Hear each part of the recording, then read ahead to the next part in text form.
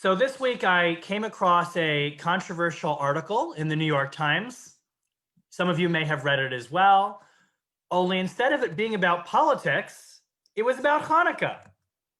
Hanukkah, you might be asking, what could possibly be controversial about Hanukkah that would end up in an article in the New York Times? Well, to begin with, the article is written by a woman named Sarah Prager, who you would think was Jewish, but she was actually raised Unitarian Universalists. Only because her father was Jewish, she tells us, she also celebrated Hanukkah. She, of course, also celebrated Christmas growing up, but what makes the article controversial is that in her view, Christmas is a secular holiday, while her family said blessings acknowledging God on Hanukkah, so that to her was a religious holiday. So then as an adult, now with a child of her own, the author writes that she has decided to nix Hanukkah and to observe Christmas and Easter, which are secular. She added for good measure that she no longer connects with her Jewish family in any way. And although the article is in part a lament for her family menorah, that's now gaining dust as a decoration on her shelf, she now, as the article tells us, is using this opportunity to say farewell, goodbye to Hanukkah. Well, as you can imagine, after the article was published, the New York Times immediately turned off the comment section on the page for the article. Although where you will see this article gaining a lot of attention is on social media. And there are reactions among Jews to this article ranging from what I would call confusion on the one hand to people who are downright angry or offended. More than one person I saw wrote something along the lines of, okay, so a person who was raised as a Unitarian no longer observes Hanukkah. So what? Why would the New York Times publish this bizarre piece? And yet there were others who were offended. And they wrote things like, really? Was this piece the best the New York Times could do to represent a Hanukkah story? Someone non-Jewish who was raised non-Jewish giving up a Jewish holiday as an adult. Only today, as we come together to celebrate Hanukkah and we reflect on the meaning of Hanukkah and the holiday season in general, this morning I'd like to share with you my reactions to the article, which I would categorize in three different ways. On the one hand, intrigue, combined with a little bit of concern, and concluding with a little touch of sadness. First, I want to tell you why it was that this article intrigued me.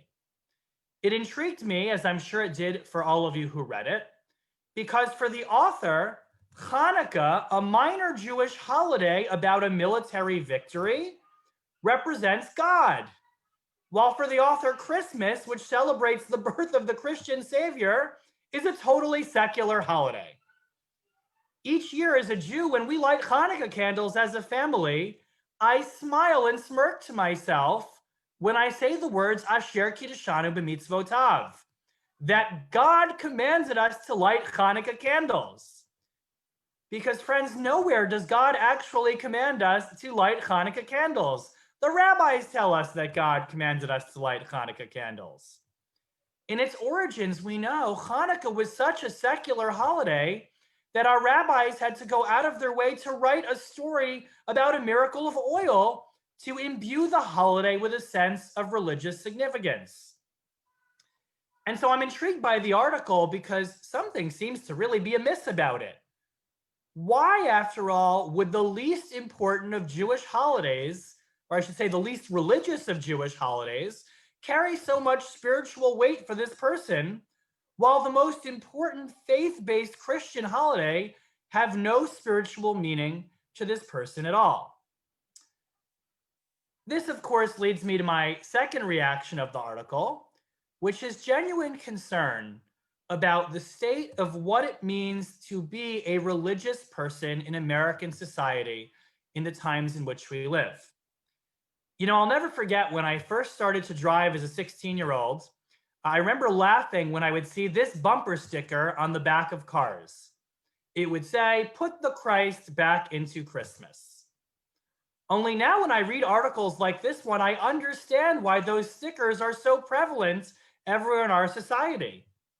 No one is putting out bumper stickers saying, put the Chanu back into Hanukkah. I have yet to see that anywhere, although maybe in the future. But it's interesting to see that while Judaism is not a perfect religion by any means, for people of faith, we seem to have some staying power. Only how pathetic and truly sad is it that for the author, Christianity and Easter are viewed as totally secular without any religious meaning. Unless you think that that attitude is limited to this article, let me share with you that I was recently testifying in a court case in Marietta, and an officer of the court referred to Christmas and Easter as being secular holidays, while in the same breath, she noted that all of the Jewish holidays had to be religious holidays and called them religious holidays. And so when I read articles like this one, that it dawns on me that whether we like it or not, that due to our rituals and traditions, Judaism is perceived as the religious religion, while Christianity is the secular religion. By the way, my friends who are pastors and priests would totally take issue with that characterization. I feel a sense of difficulty, right? I feel a sense of a tragedy and sadness. Which brings me to my final response toward this article, which, as I just said, is a profound sense of sadness. I'm sad that the author is clearly confused living her life because of the choices that her parents made. I'm sad that she can't see the beauty of faith in general, not of the quote unquote secular Christianity she's choosing, nor of the Judaism she left behind. And I'm also sad that the New York Times wasted ink, because I firmly believe, as somebody who was at one point a journalist, that while all people are entitled to their beliefs and their point of view and their experience, not everyone is entitled to have those beliefs published in the world's most significant paper of record. Each December, I'm reminded that families around the world struggle with religion. Perhaps the Times published this piece because they intended to make this one article one voice of one family struggling to make sense of this time of year. But for me, what made this article so dangerous and significant is that it shows us what happens when we see religion as entirely cultural without any deeper meaning. For the author growing up, she writes that lighting Hanukkah candles didn't acknowledge anything deep or meaningful, and if it did, it certainly didn't carry weight. She acknowledged something, but I'm not entirely sure what it was. And I wonder whether we can admit to ourselves or not that sometimes when we light Hanukkah candles, that experience may be true for many of us. Granted, I'm a rabbi, but for me, the idea of a secular holiday is an anathema. The idea of, quote, I can live my life as a full Jew so long as I eat my bagels and lox is also an anathema. Secular Jews in Israel, you know them, they put mezuzahs on their doors, they have Shabbat night dinner, Friday night as a family, and they tell me that they're secular. That's also an anathema. Whereas Hanukkah reminds us, I think, this Shabbat, that no one understood the need to be committed to religion more than the Maccabees themselves. It wasn't enough for the Maccabees to just live as Jews. You also had to live a Jewish life. That's why the first place we know that they went when they beat off the Greeks wasn't to the Judean governor's mansion for a party. It wasn't for farms to go gather the harvest. The first place they went was to the temple in Jerusalem to relight the menorah.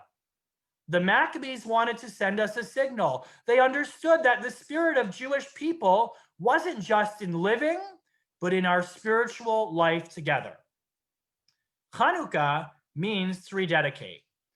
And so now I want to take back what I said earlier. I think this year we all do need that bumper sticker. In fact, I've actually designed one, and I'm going to put it on the Eitz Chaim website if you want to download it later. And it says, put the Chanu back into Hanukkah. This Hanukkah, I want to challenge all of us to think about why it is that we light candles and why it is that we do what we do. I want us to make candle lighting more than a perfunctory action. I want us to explain it to our kids and to our grandkids, to anyone we know. I want us to rededicate ourselves like the Maccabees did to teaching why the Jewish religion and connection to God and faith are important. So that someday our menorah doesn't become a decoration on the shelf and an article in the New York Times. Rather, I want our menorahs to be used midor lador from generation to generation by Jews, God willing, who will appreciate its meaning. Shabbat Shalom.